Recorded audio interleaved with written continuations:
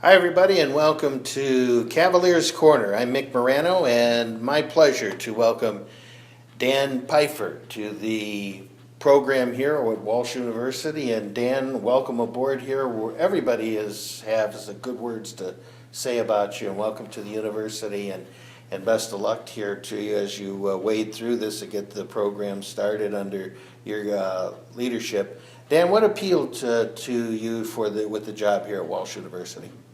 I think just being able to get back into your home state, being from Ohio and being able to get back into Ohio is huge. And then obviously getting to the Division II level, I've always thought is the best level to coach at, because you do have some scholarships you can work with, and yet still, kind of have a little bit of downtime in the summer still before the season starts, to get your batteries recharged, and you're not in that hustle and bustle of the Division I. We're pretty much working year round now, it seems like, at that level. So it's all those, combined, I think, makes it an attractive job. And just get back. And I think the big one was too, we played in the playoffs. At Olivet we played John Carroll, and just looking at the roster, and I pulled up, and first thing it stares at me in the face is almost 90% of their guys were within an hour radius of there, and then we play them. That's a pretty good football team, and so just reconfirm some things I already thought about being in Ohio, and especially Northeast Ohio, and the caliber of football that was here. So.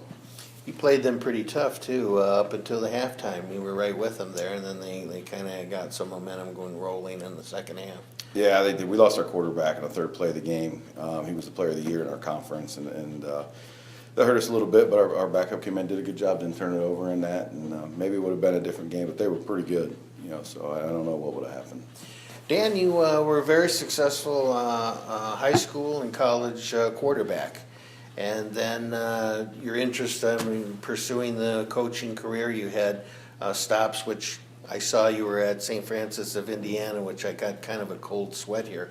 Being from Walsh, Right. We had an awful tough time over the years beating you.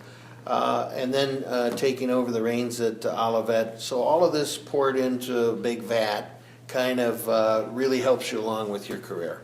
And it's not necessarily you have to play and be successful playing, but it certainly helps.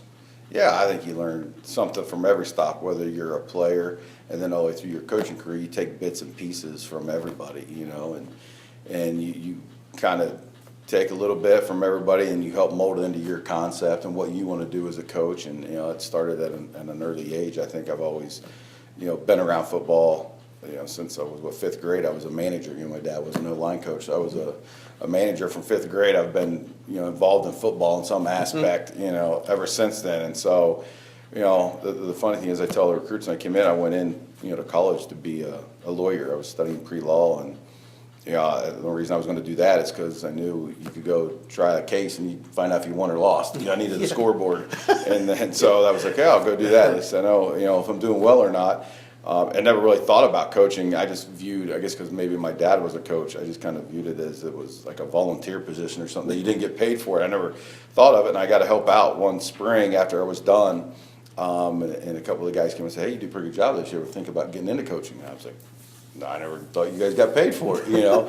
Why, I don't know, but I was like, I'd like to. So they helped me, kind of come up with the resume stuff, and I just started, the old school way, mailing them out to everybody, and was fortunate enough to get my first job at St. Joseph's College, and then it's been doing it ever since. And so, it's kind of funny how things start out like that, and then you just kind of gravitate towards something and have a little success, and you just kind of build upon it every year. And just it's nice being around young guys and being able to learn from them, and they teach you a few things, especially when it comes to the technology and stuff nowadays. And then get to deal with them on a regular basis. I've not worked a day in my life. I love coming to work. Hanging out with these guys, and so, then you end up here. So I'm excited to be here. You rolled up your sleeves and took over the Olivet job. 0-10 your first season. Then since then you were 30-11. Very impressive. How in the heck did you turn that program around? A lot of hard work. Essentially is what it did. It was not in good shape when we got there. They had the nation's longest losing streak at any level, and we were we started spring ball, I want to say somewhere like 24 guys we had on the roster going to spring. We only had one quarterback, so Wow. his arm always got tired, so I had to throw 7-on-7 a lot of times when we were in spring ball because we didn't have any other quarterbacks to do it. And so, it was kind of like start from scratch a little bit, but those guys did a great job. And then that first recruiting class that we had come in was huge, that they bought into what we were doing and stayed. And that wasn't an easy season to go 0-10, with that group. We played 18 freshmen out of a possible 22 that first year. And, we got our butts kicked, pretty regularly, there. But they stayed in and bought in what we were doing, and I really owe it to them, getting us, where I'm at today because of that group stayed with it. And then the groups, after them, bought into what they were doing as far as their leadership. So, yeah, I mean, it was just a lot of hard work and recruiting and grinding it out. And it's kind of the approach we're going to take here, the same way. And just take it day by day, and we'll kind of see where we're at, every year at the end of the year, and regroup and go back at it. You said you got in the playoffs last year in Division III. Yep. You set a school record, 9-2. I noticed during the years that you were there, you had a pretty strong running game. There was one year I think it was 3.5 per carry.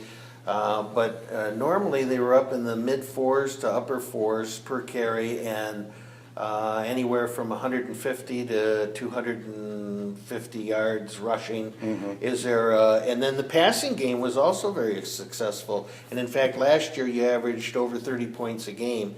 So is there an area that you prefer? Do you prefer to throw the ball a little bit more? Is it balanced? Yeah, I mean, we want to be balanced, in theory. And we'll always kind of bend the offense to what we have. If we obviously got some really good wideouts in QB, we might throw more that year.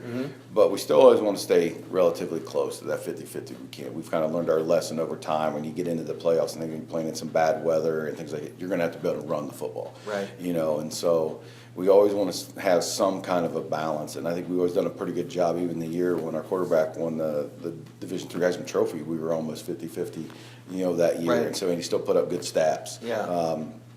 To win that trophy. So, yeah, we want to stay balanced. But being a former quarterback, sure, if you let me pick, I like to throw it around a little bit. Put it up. But yeah, I still have a lot of old school. Maybe that's because of my dad being a former O-line guy, and that when decisions got to be made, I'm always going to kind of side on let's run it right at him and let's see who's got the better guys and do it. And then maybe from an offensive standpoint, I probably favor defensive football more than anything. Everything we do as far as our decisions is let's don't put our defense in a bad spot. Let them play football and let them keep doing it, because if they don't score, we always got a chance to win. So let's not do anything crazy that can hurt our defense, and let those guys play and keep the other team out, and we'll find a way as the game goes on to score a touchdown. So it is kind of a conservative approach when you look at it that way, but yet I still like to throw it a little bit, having that quarterback background. So Sure.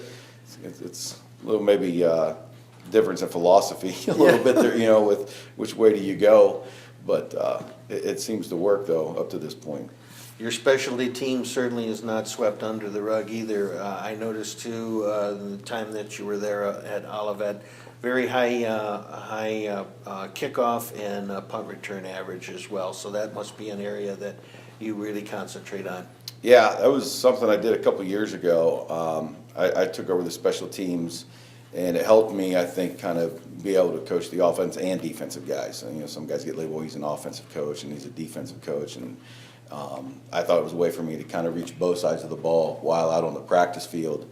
And I kind of enjoyed doing it. It kept me involved. I wasn't involved in the O&D as much anymore, the game planning and that kind of stuff. So this gave me a way to still have my fingers in on the daily stuff as far as practice, and then in game time. And I always thought it was good for us too that if we were going to try a trick play or something like that, I was there and coached it. And if it doesn't work, it's on me, and I don't have to worry about being on a young assistant or something like that. If it doesn't, I take the blame for it.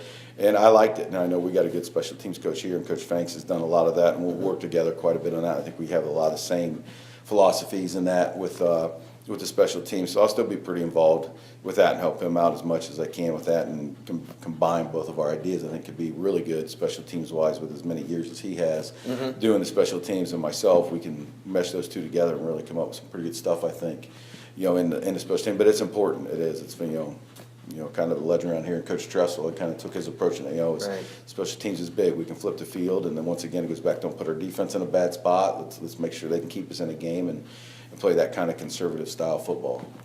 Dan, when you look at this, the roster and the problems that they had moving the football last year, hope isn't all lost because they did have a lot of freshmen on both sides of the ball playing football, younger kids, freshmen and sophomore.